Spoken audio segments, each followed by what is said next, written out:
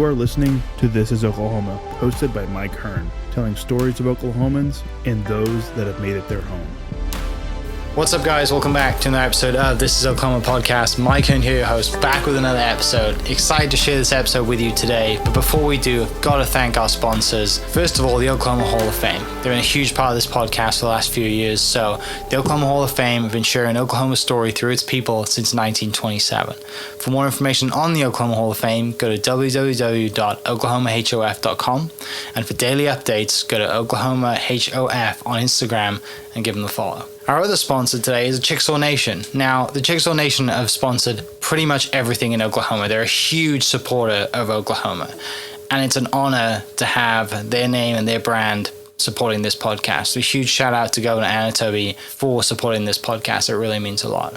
Our third sponsor is Diffie Ford Lincoln down in El Reno. Now, this one makes me so happy because these guys are great friends of mine, play a lot of golf together. I've bought my cars from them, do most of my oil changes down there, have a cup of coffee, hang out down in El Reno. It's a good spot to go. And not only are they great friends, but they provide a great service. So for over 60 years, third generation family owned Oklahoma business down in El Reno. They're also in Bethany as well. So people in the Bethany area know the Diffies really well. But if you're looking for anything new, used, Ford, Lincoln, or whatever, I'm sure they could find anything you want. Check them out, diffieford.net, and then on Instagram at diffiefordlincoln. This episode is presented by the Choctaw Nation. The Choctaw people have a rich history and a bright future. At the Choctaw Cultural Center, you can take part in a story 14,000 years in the making. Stroll through our immersive exhibits portraying Choctaw life from the moment our ancestors emerged from the Nani Weha in Mississippian homelands to the Trail of Tears, where we lost so many loved ones, and finally to the modern-day tribe making a positive impact on local communities throughout southeastern Oklahoma. Try your hand at our social dancing and stickball and learn more about our vibrant culture through demonstrations, workshops, and classes. The kids will have a blast in our Luxie Activity Center. The Choctaw Cultural Center is more than a museum. It's a living, breathing experience. Visit choctawculturalcenter.com to plan your visit. What's up, guys? Welcome back to another episode of This is Oklahoma. Mike Hearn here, your host, back with another episode. Today, we are down at the Chickasaw Cultural Center to learn a lot. I've never been down here before, so I'm super excited to dive in to the history and just talk about what this place is, why it's important, and why you should come visit. It is a lot bigger campus than I expected. I'm really excited just to learn about it. So please, let's introduce our guest today, Please, let's introduce our guest today, Fran Parchcorn, who is the Executive Officer of the Chickasaw Cultural Center. Gosh, I can't get my words out today. Fran, thank you so much for inviting me down here. Thank you for coming down to our beautiful campus today. Yeah, so let's start with that. I just said size. So how many acres do you have down here? We are 184 acres total. Quite the operation. Yes. Yeah. We have 118,000 square feet of indoor space. So, and we have a lot of outdoor natural spaces that are really just beautiful, where you can just come and sit down and just look at everything. So before we dive into most of the history and the story of this place, tell me about yourself. Where were you born and raised? And then how do you get into how it is that you get to start working here? Okay. I'm originally from the Ada area. Went to school at Stonewall and college at East Central State University. So I've always been around this area. I've moved off to other areas, but I always came back to the Chickasaw Nation. I was raised to share our rich history and culture, with the world. That's the way I was raised. So I always knew I would come back someday. Mm-hmm. What was kind of the dream at a young age? What did you want to be? What did you want to do when you grew up? Oh, wow. I wanted to be a journalist, but a part of journalism is sharing information. And the older I got, our history and culture is just so rich. It's a mainstay part of my life. It's who I am. So this, my mantra all throughout school was, especially college, was to promote cultural wellness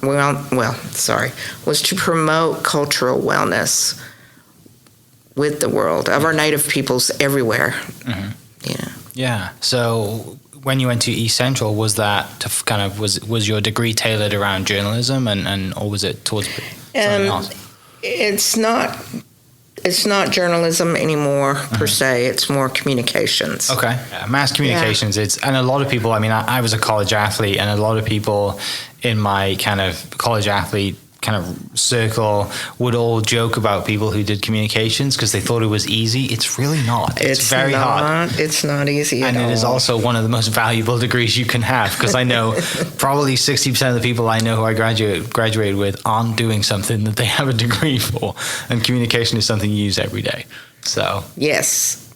So my degree was in mass communications, and it wasn't strictly tailored around what I really wanted to do, but I made it work. Yeah.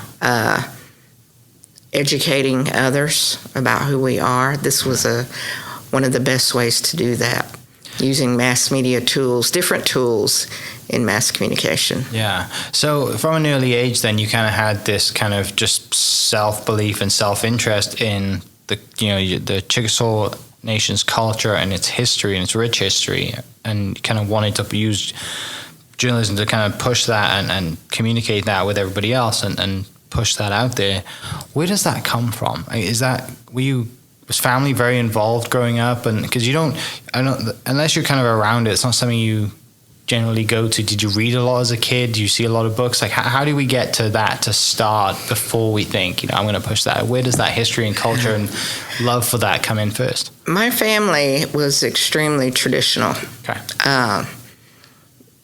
Usually and traditionally, when you're raised like that, you don't deviate from that. Like, okay. You don't leave the area. You don't, you're in that area all your life. But my daddy always wanted me to know and experience different things. He made sure that I was well-schooled and able to go to different museums that was outside of our comfort zone, I should say, to always learn other things, other ways, other cultures.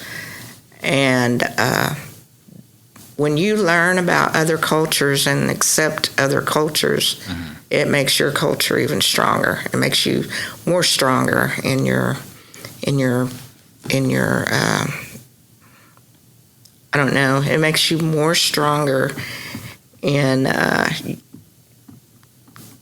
don't know. I think you're right. Like I think a lot of people should rewind that 30 seconds and listen to that again, because a lot of people don't. Sadly, we don't do that, right? We live in our bubble. We see things the only way we've seen things. Our parents grew up the way they grew up, and that's how we should grow up. Like what you just experienced, what you just said is what everybody should experience. Like the amount of value that you get out of seeing other cultures, and like you said, it reinforces the fact that you love where you are, and that you guys are on the right path and doing the right thing, because you see how someone else does it. And you're like, okay, I like how they do it, but maybe we can use a little bit of that but put it with what we have and make it stronger. Whatever it is, just the lesson of going out and experiencing broader things, and the fact that your parents had the awareness to do that for you is super valuable, and I'm sure you're extremely grateful for it as well. Oh, yes. It does make you more stronger in your convictions on how you portray who you are to others, because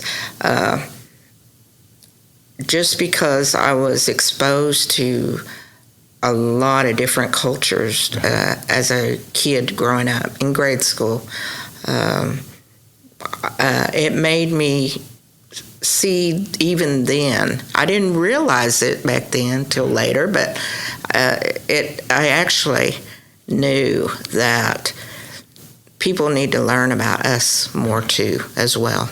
Yeah. So the cultural center's been in the works for well over more than 30 years. They used our elders for information and input into this whole center.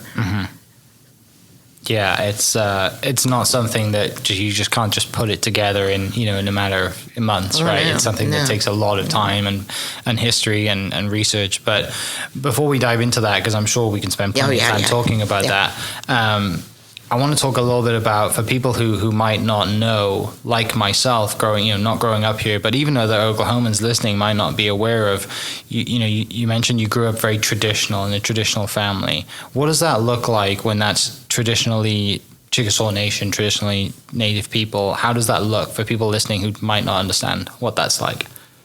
Because for them, they might say traditional, I went to church every Wednesday, Sunday, and that was mine, or however you see, or traditional, they might eat dinner every Sunday, to the family. What does that look like for you guys growing up? Our family was very traditional because they used the Chickasaw language in my house. Yeah. That's actually all I knew until I went to school. The way my age fell, I actually started what they called summer school at age 3.5. And 4 was Head Start, 5 was kindergarten, of course, but by the time I got to kindergarten, I was losing some of that native language, but it stayed with me throughout the years to the point to where I couldn't speak it in conversation, but I could understand the elders around me, what they were saying. I could tell you what they were talking about, and just our large gatherings. Our families were extremely tight, extremely, and that's how they kept that language. The language is a huge part of being part of a traditional Chickasaw family, other than being very spiritual in their beliefs. Yeah. So the belief system is it's just a lot more spiritual. Yeah. It's very, everything you're describing, just the word that came to mind for me was just strong. It's just very strong, very united, very, centered around exactly what we believe in. And, that by reinforcing that and doing the things that you do and keeping the language and talking to the elders and valuing information, there's a lot of lessons that we should be learning from that going forward. Yes. So in school, you're at ECU, you graduate. Take us there. Did you come back to Ada after you graduate and then go straight to work for the Chickasaw Nation, or do you do something else first? Yes, I was away for a while, and then I came back to Ada. I had already started a family, actually, and then came back to the Chickasaw Nation and worked in the health systems. And what people don't realize is that the traditional Chickasaw families are used to gathering, from the 1700s when we had our council houses, where our people gathered, to today where they gather in the churches. Back in the 70s, 80s, we had our health systems, our Indian Health Service, where that was where you saw long lost family members or cousins or neighbors, and doctor's visits that lasted, maybe throughout the day or whatever, but you were all there. That's where you congregated at, it seemed like. And I was working there, and that's how I saw it, was a gathering place. And when this cultural center was culminating, it was in the planning stages all these years, and then finally they broke ground, and it was building and everything. And my dad actually pulled me aside and said that is where he wanted me and my daughter to both work, so that we could share information about ourselves, in a right and respectful way. So, Yeah. I'm is Dad still around? Okay. I'm sure he's super proud, because that is really cool to be where you are today, right? To have to remember that conversation and to be where you are today, like, you're not just working here, right?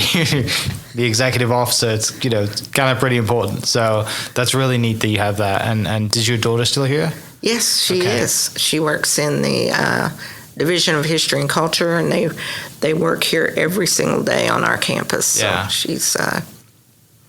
she works in the cultural resources area. That's really cool. Yeah, that is, I'm sure it's super proud, and something for you to be proud of as well. Like, that's, starting here and coming and being, continuing to work towards that and being here every day and what goes into that. So when this is kind of in the planning, and you're kind of getting excited about it, you hear about it, how long was that planning phase before they broke ground?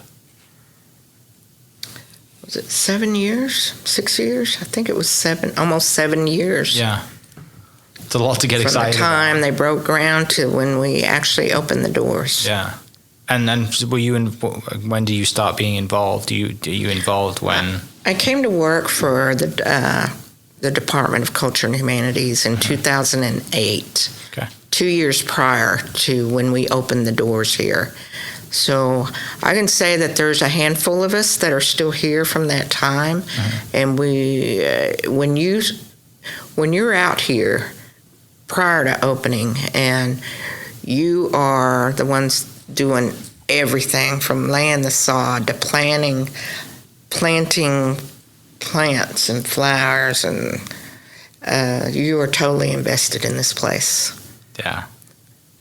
Yeah, you get to see everything, right? You get to see, and even just coming out here, even just before it opened to the day, I'm sure it was super nice as well, just kind of being peaceful and having some time to yourself and wandering around, and that's super, just time to ourselves, I think, is more important as we go on, but this is not a bad place to do it, that's for sure. Just come and hang out. So with being out here, laying sod, being involved, and kind of being hired in the cultural and humanities side of it, what was that role? What was your job entailing during that time, and what kind of stuff do you look for, research? Are you collecting stuff? My first job for the Cultural Center was as a theater assistant. Okay. And our main focus was the theater, to provide programming, Native American programming, for the theater, which is a task in itself, because you're trying to establish relationships with these film distribution companies, and a lot of first American films are made by independent filmmakers. A lot of them are not picked up by major film studios for distribution. So we had to learn how to navigate the film industry by way of reaching out to independent filmmakers, networking, going to film festivals on our own, and doing some heavy-duty research, and getting to know folks. And I'm happy to say I know a lot of folks in the film industry today. So to that point then, I'm sure you're super happy with just how it's progressed, and not just for the nation, but across the state. Film is now a thing in Oklahoma, right? Yes. Yeah, in the theater. But then I'm still thinking, how can we, it's not just the theater that makes this place work. It's the tours, it's the special events, it's the visitor services, it's the cafe. I'm starting to see all this, that we can't draw people into the theater without the help of people coming in for tours, that are booked for tours. So I'm starting to see how the whole center connects. Yeah. And so throughout the years, I've been blessed to be able to work in different departments like visitor services and management, and I became a director of event operations, which involves the theater, special events, and cafe. Mm-hmm. And then now I'm executive officer, which oversees the whole operations of the cultural center, and that includes everything from construction to maintenance to horticulture. So yeah, there's a lot going on. There's a lot going on. I appreciate your time. There's a lot of meetings, and I know you're super busy.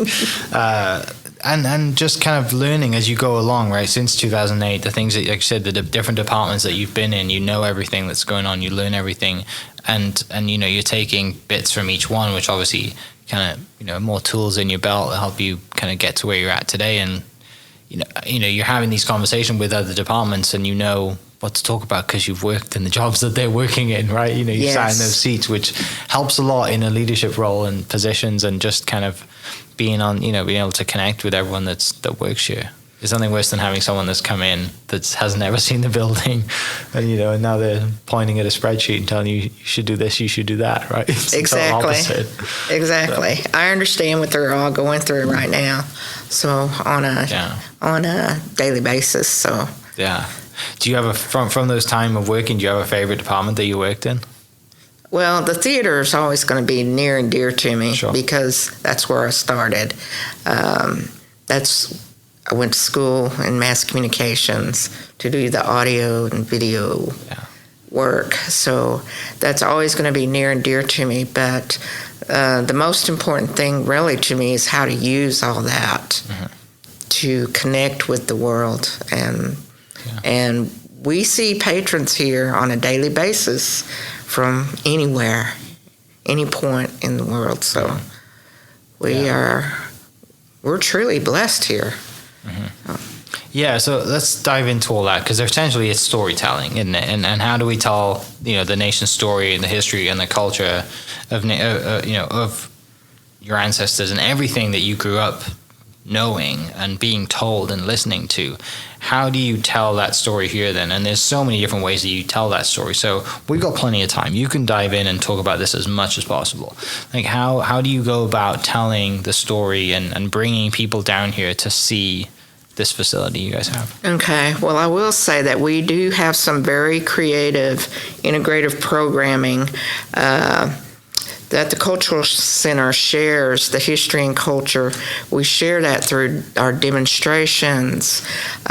We have some high technology exhibits going on, and galleries, art galleries, our retail stores that promote our first American artists.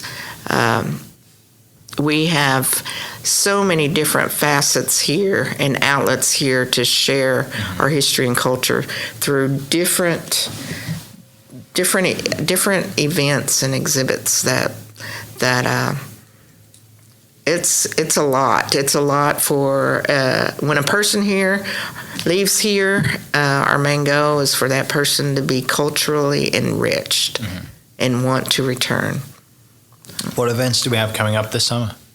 Oh, wow. We are getting ready for our big summer festival. Okay. It's called Tumpali Festival. Tumpali means summer in Chickasaw. It is you should be seeing commercials on it pretty soon. Okay. It's a major event. It's one of our signature events, and we will have tons of programming for it. Outside, it'll be outside and inside. We will have all kinds of demonstrations and giveaways. Every department here takes part in it. Our horticulture department is extremely popular because they give away plants, all kinds of plants and herbs, and we have movies going on. It's a free event for all. We have a lot of giveaways.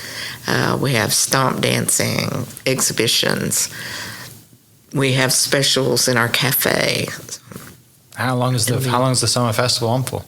It's just one day. Oh, it's just one day. Okay, so it's a jam-packed day. It'll be a jam-packed day full of activities and giveaways, and there will be a lot of folks here. Okay, what date is that? June the 10th. June 10th, so soon. Saturday, June the 10th. Okay, great. And is there, do people 9 till 7? Like, is it all day? Our hours are 10 to 5. Okay. 10 a.m. to 5 p.m. Yeah. And that for you guys is kind of like your Super Bowl for the year then? It's one of them. We have several throughout the year. Okay. We have our events start back in the spring during the spring break with our Three Sisters Festival. It's held every year during Oklahoma spring break, and we have a lot of people during that week. That's a week-long celebration that celebrates the renewal of our year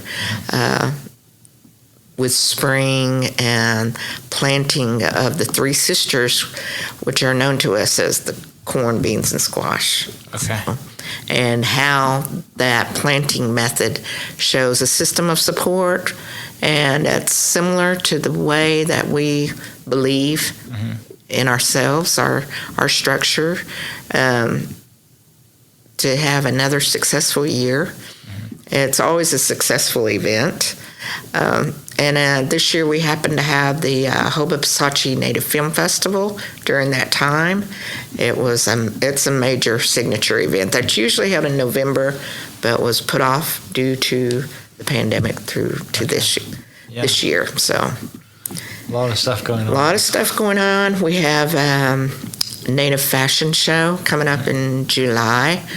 We have the gospel singing that will be held in September. We have our Native American Heritage Day, which is major in November. That's held the first weekend in November during Native American Heritage Month. And then our Christmas celebration in December.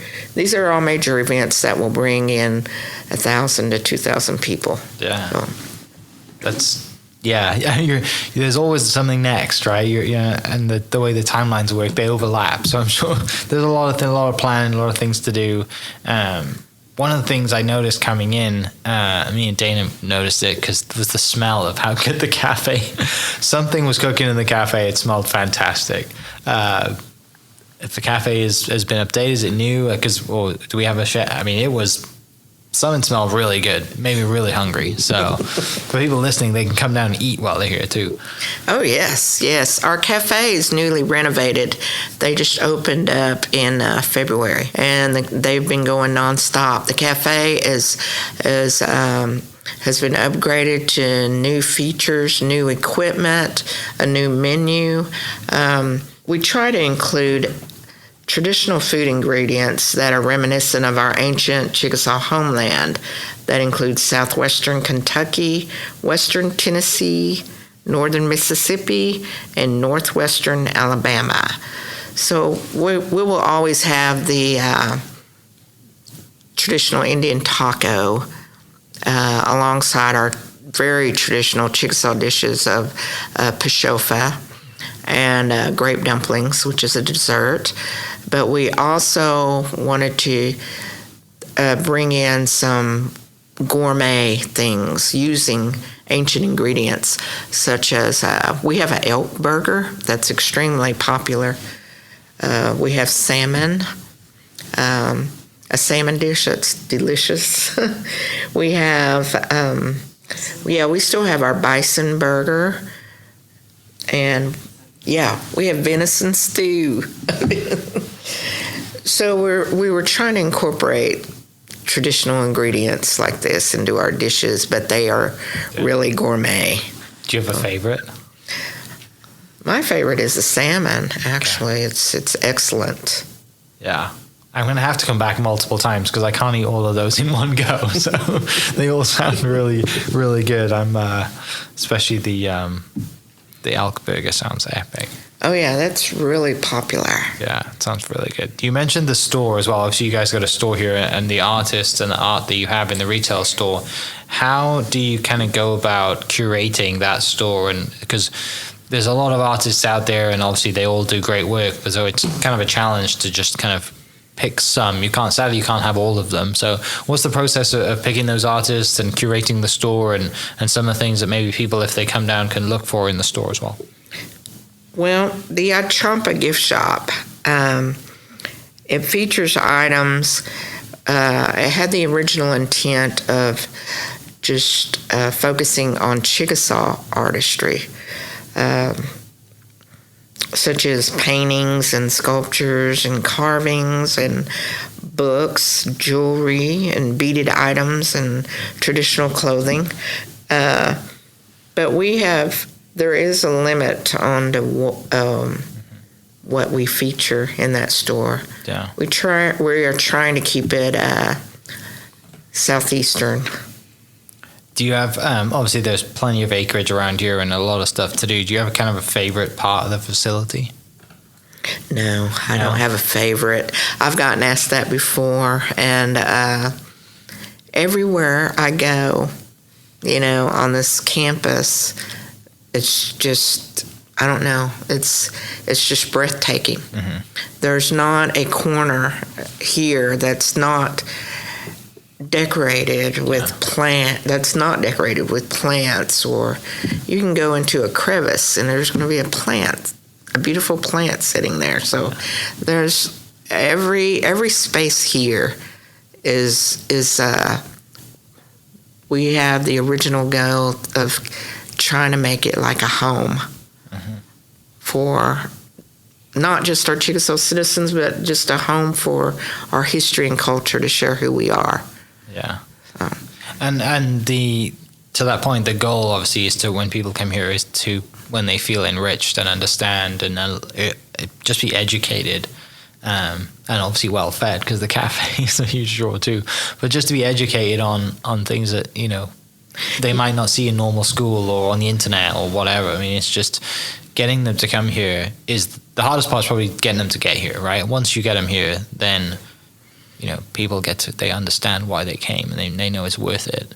Yes, we have an excellent marketing team that's dedicated to us, to the cultural center, that works hard every single day to be it online programming or actual physical flyers that they pass out, that they actually drive and drop off at different sites.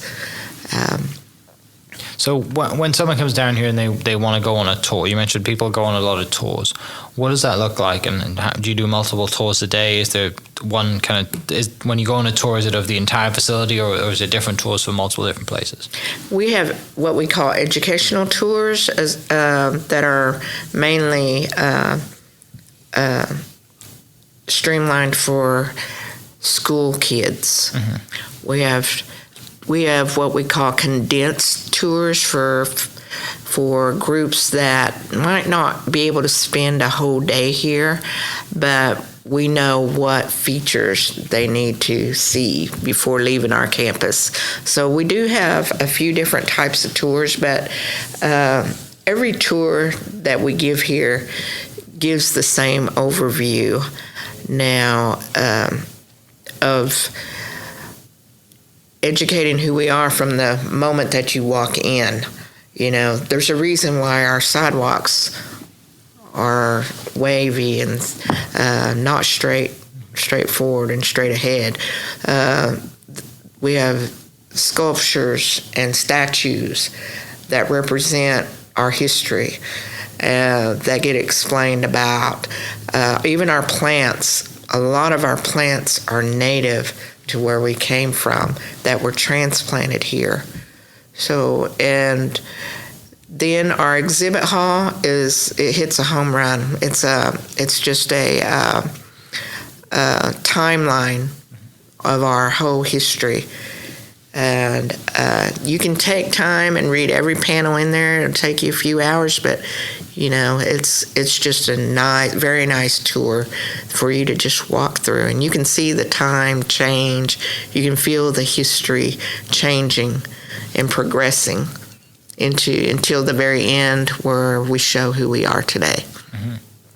And then we have our traditional village. Our cultural resources team is extremely popular here with their stomp dance exhibitions. They give 2 a day, one at 11 and one at 2 p.m. And weather permitting, they're always outside in the village. And if the weather's bad, they're inside the theater, but they always have a huge crowd. And that is just a demonstration, of our stomp dances. So, and then we have the fixtures down there that replicate what our village would have looked like back in the 1700s. and then of course we have our theater and cafe, and the building that we're in right now houses our library, where people can come in and look at our books. And it's not a checkout library, and they can also research genealogy. Okay. Yeah.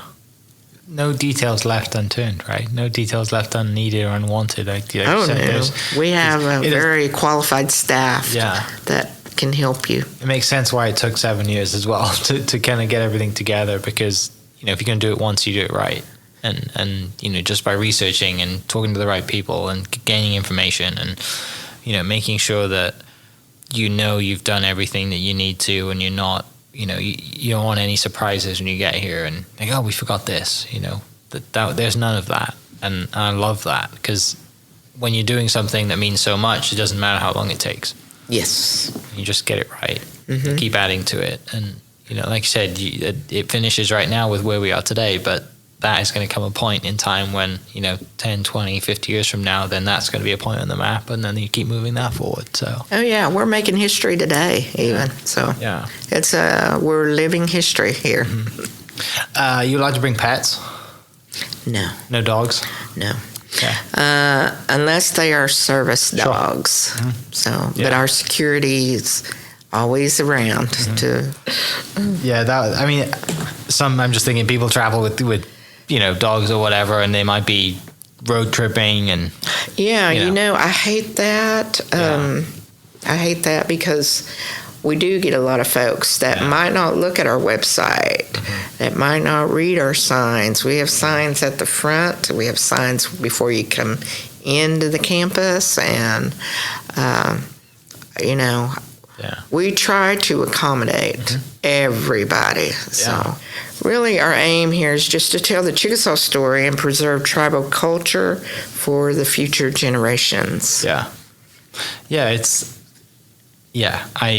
can see why, like we were talking about, and to clear this up for people, because that might have been confusing for me the way I was saying it, but from groundbreaking to opening it took 7 years, but obviously this was in the planning for a very long time.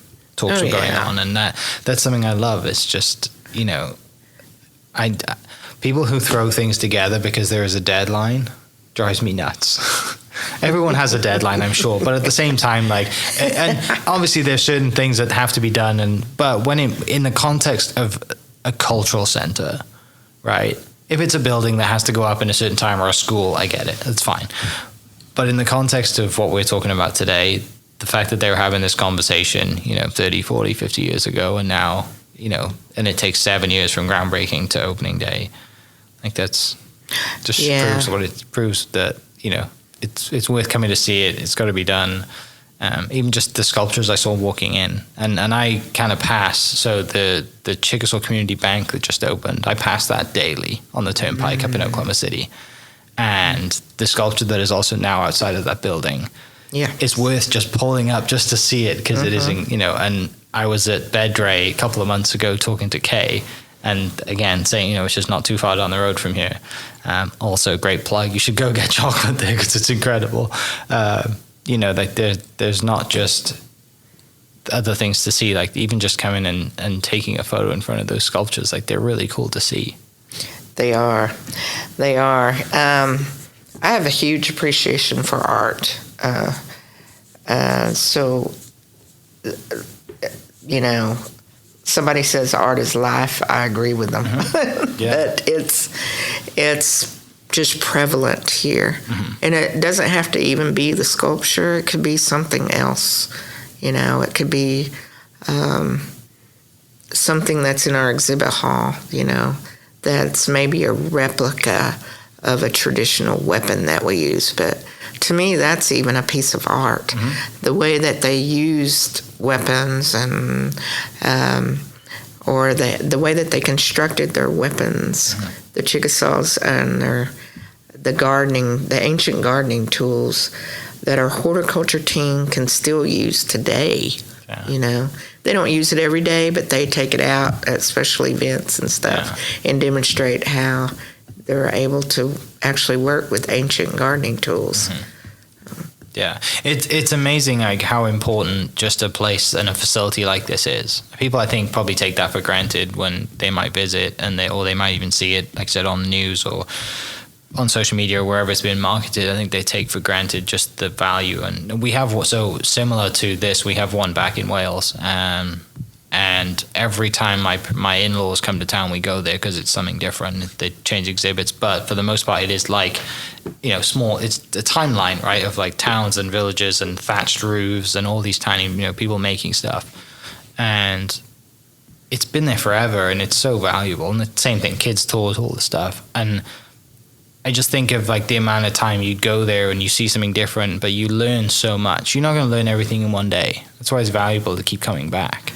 Yes, if you stay here, it'll take about 6 or 7 hours if you want to see every little thing. And like I said, read every little panel and do every part of the programming that we offer on campus. So it's so if you're here that long, the cafe, places like the cafe is integral to your visit, because you're going to have to eat and drink something during that time. So it's it all works here. It's all in one place. It's all in one campus. It's one of the best places to work. Yeah, I can see that. I mean, you've been here, you know, for quite some time. So like you said, it's you know, it's not just you've seen and done everything and been through every department, and you know, the fact that you're still here speaks volumes for like what you just said. It's a great place to work. I love being here. Finishing up, you know, a lot of people see stuff on Instagram, social media, and that's primarily kind of where I push a lot of my stuff too. And most people see the podcast from the Instagram and social media. What has that been like over your time, kind of, and with your, you know, film and background and journalism background, the fact that you can utilize a free platform like social media to push things out and to generate a buzz and to tell stories? What has that been like from just kind of, how has that changed since graduation to seeing the social media thing come up to now? The social media thing is, it's quite awesome because you can reach people everywhere. However, I'm still a small town girl. Yeah. I still believe in local marketing as well. Even though we reach all these folks from across the world, they might not all get to come, you know, here in person. But the people that live in this town or a couple of towns away, or, you know, even as far as Oklahoma City and Tulsa, they have the means to come down here, you know, or they're within proximity. So I do believe in local marketing strategies and getting the word out, and even national. Even though social media has helped us tremendously because we do see people from everywhere, but I still believe in that localized market. Yeah. So. Yeah, because like I said, they might come in to eat at the cafe. Yes. Daily, a few times a week or yeah, a weekend, we get, you know? Yeah, we have that. We have a lot of folks that come here just for the cafe. Zero. Yeah. And since we've opened in 2010, you know, we've had over 920,000 visitors, and we are shooting for that million mark. Yeah. So, will you get there by the end of this year, or by what's kind of the average every year? Of course, we're going to shoot for it by the end of the year, but I can't say that, you know, if we're going to get it or not. But yeah, we like to push ourselves. Yeah. Definitely. Well, thank you so much for taking the time out to share some stories and kind of educate people on just how awesome this place is, the importance of it, and just the value that, you know, people driving down I-35 should just take the exit, come out here for a few hours, eat some great food, learn some things, and take a wander around the 184 acres you guys have out here. So it's fantastic. And see some of that stomp dancing too. Yes. Which is great. Yes. Thank you, Mike. Cool. So people listening, I'll put the links and the contact information that Fran mentioned. And yeah, we will catch you next episode. Hope you guys enjoyed that great episode. Thank you so much for listening. As always, huge shout out to our sponsors, the Oklahoma Hall of Fame, sharing Oklahoma story through its people since 1927. For more information on the Oklahoma Hall of Fame, go to www.oklahomahof.com and follow them on Instagram for daily updates at OklahomaHOF. Our other sponsor, the Chickasaw Nation, amazing sponsor. They do amazing things for the state, and they're always sponsoring something in Oklahoma. They're a huge supporter of Oklahoma, and without their support, we wouldn't be able to do what we do. And our third sponsor is Diffie Ford Lincoln down in El Reno. Now, this one makes me so happy because these guys are great friends of mine, play a lot of golf together. I've bought my cars from them, do most of my oil changes down there, have a cup of coffee, hang out down in El Reno. It's a good spot to go. And not only are they great friends, but they provide a great service. So for over 60 years, third generation family owned Oklahoma business down in El Reno. They're also in Bethany as well. So people in the Bethany area know the Diffies really well. But if you're looking for anything new, used, Ford, Lincoln, or whatever, I'm sure they could find anything you want. Check them out, diffieford.net, and then on Instagram at diffiefordlincoln. This episode is presented by the Choctaw Nation. The Choctaw people have a rich history and a bright future. At the Choctaw Cultural Center, you can take part in a story 14,000 years in the making. Stroll through our immersive exhibits portraying Choctaw life from the moment our ancestors emerged from the Nani Weha in Mississippian homelands to the Trail of Tears, where we lost so many loved ones, and finally to the modern-day tribe making a positive impact on local communities throughout southeastern Oklahoma. Try your hand at our social dancing and stickball and learn more about our vibrant culture through demonstrations, workshops, and classes. The kids will have a blast in our Luxie Activity Center. The Choctaw Cultural Center is more than a museum. It's a living, breathing experience. Visit choctawculturalcenter.com to plan your visit. Thank you for listening. We are inspired by those around us and hope that you are too.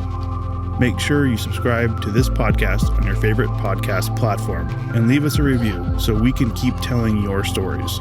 For more great Oklahoma content, follow This Is Oklahoma on Facebook and Instagram.